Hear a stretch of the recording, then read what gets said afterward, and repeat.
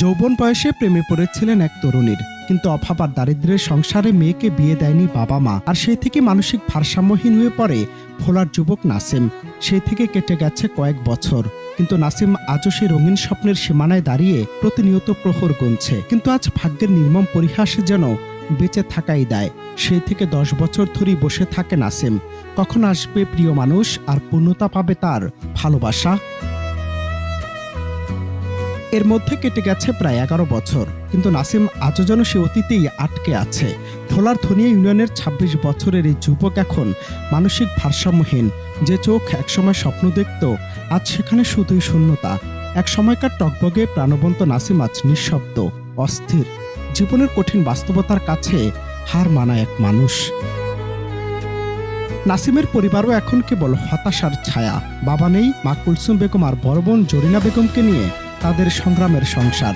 দুবেলা খাবার জোগাড় করাই যেখানে কঠিন, সেখানে মানসিক চিকিৎসা যেন এক বিলাসিতা। শুরুতে কিছু চিকিৎসা হলেও টাকার অভাবে তা বন্ধ হয়ে যায়। ফলে দিন দিন আরো অবনতির দিকে যাচ্ছে নাসিমের অবস্থা।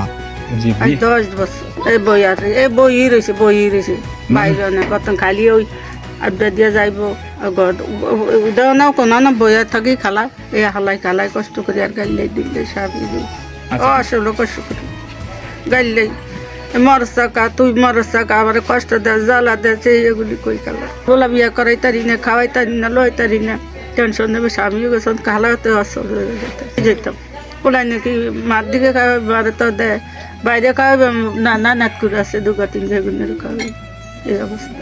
কিন্তু প্রশ্ন হলো, এই গল্প কি এখানে শেষ?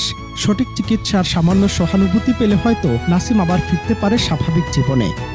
মানুষের জন্য এই চিরন্তন সত্যটাই এখন তার পরিবারের শেষ আশা।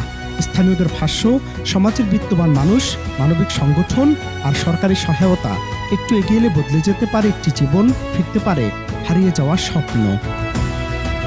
অনন্ত হাসান মাসুদ, বাংলা টিভি।